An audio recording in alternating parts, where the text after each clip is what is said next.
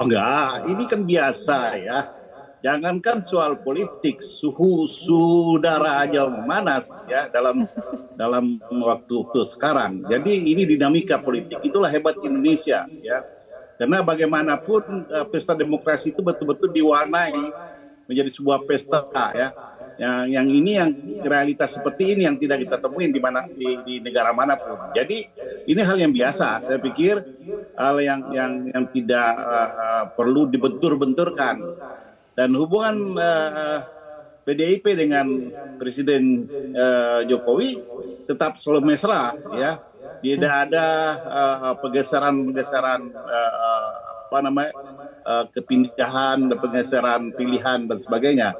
Karena bagaimanapun ya selain dari presiden tentu Pak Jokowi juga kader partai PDIP dan yang satu arah dengan keputusan partai PDI Perjuangan. Kita ini selalu menghubung-hubungkan satu peristiwa dengan peristiwa yang lain. Apalagi tahun politik ini kan orang pasti mencoba mengkorelasikan apa namanya bentuk-bentuk apresiasi dan ternyata juga bentuk-bentuk kritik ya. Artinya sebagai warga negara kita tentu mempunyai hak ya untuk melihat jalannya pemerintah ini secara objektif ya.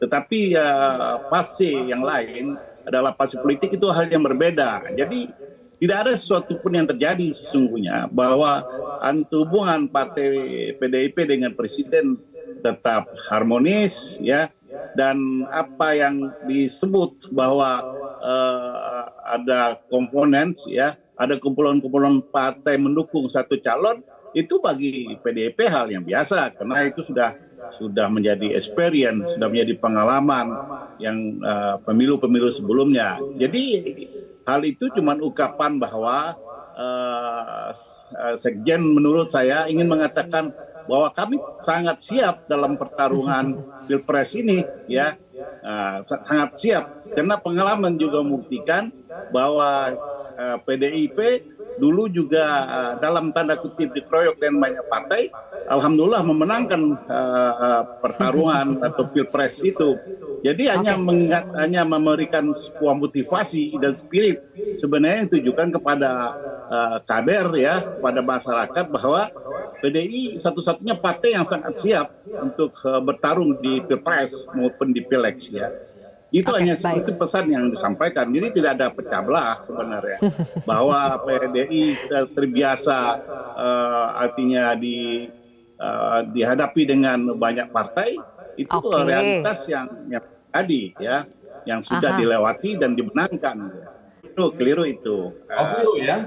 Keliru artinya begini, itu kan isu ya. Isu itu akurasi dari informasinya itu kan tidak dapat kita pertanggungjawaban ya. Kalau ada satu dua yang keluar dari garis partai itu hal biasa dalam satu partai besar, tetapi kan yang masuk juga banyak ke dalam partai. Jadi PDIP dengan Presiden Jokowi itu politik hari ini ya, tapi dia tidak akan mungkin ya itu bisa dibenturkan ya, bahwa PDIP tidak akan mungkin bisa dibenturkan dengan Presiden Jokowi. Tetapi semua orang melihat peristiwa ini suatu hal yang bisa dianalisis dengan bermacam-macam persepsi.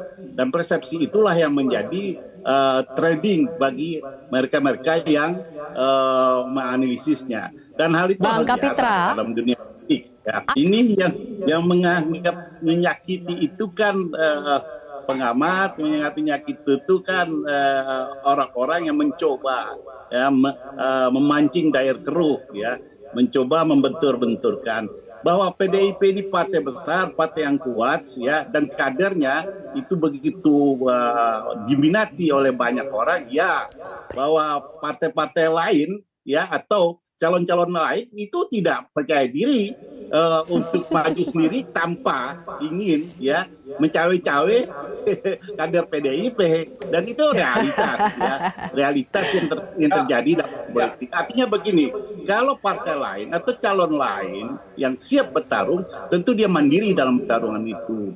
Biarkan juga PDIP dengan kadernya untuk melakukan pertarungan itu. Tapi kan ternyata ada juga calon-calon yang tidak punya kepercayaan diri itu, sehingga menisbatkan ya, menempelkan namanya dengan kader-kader PDI. Pak Jokowi itu kader PDIP. Dan kalau itu dinisbatkan, ternyata nampak di situ. Ya. Kita harus jeda terlebih dahulu, Bang Kapitra, dan juga mendukung calon capres yang diusung oleh partai PDIP dan juga sekaligus partainya Pak Jokowi. Dan saya tidak yakin ada informasi atau isu yang mengatakan Pak Jokowi akan pindah ke partai lain dan sebagainya. Saya pikir itu tidak mungkin. Itu kan untuk pemanas kompor saja, supaya mudah-mudahan sedayung 3 pulau lah ya. Itu sebenarnya disuarakan oleh orang-orang yang gamang untuk bertarung ya, oleh orang-orang yang begitu tidak menginginkan bahwa PDIP melanjutkan kepemimpinan nasional. Saya melihat sederhana saja. Karena apa? Karena bagi kita adalah bahwa PDIP sampai hari ini tetap solid, dan makanya perintah Ketua Umum kemarin bahwa kita harus turun ke bawah. Kenapa? Karena ada value kaisahan ya, ada kesamaan nilai bahwa suara presiden atau suara profesor sama aja dengan suara anak-anak tamat SMA. Artinya one man one vote itu menjadi penentu landasan pilpres maupun pileg. Jadi artinya apa? Bahwa strategi PDIP untuk kembali ke akar rumput itulah yang ditakutkan oleh partai-partai lain yang sekarang hanya berpatokan bermain berselancar di survei maupun di media-media online ya, media-media sosial. Jadi bagi PDI hal ini hal-hal yang mudah, yang sangat dipahami. Dinamika ini menjadi suatu pemanas awal, tapi tidak akan menjadi turbulence bagi Bang Kapitra. PDIP. Dan Sayang sekali waktu kita sudah habis. Itu tidak akan mungkin. Kita lihat saja waktu yang akan membuktikan ya. Terima kasih Bang Effendi.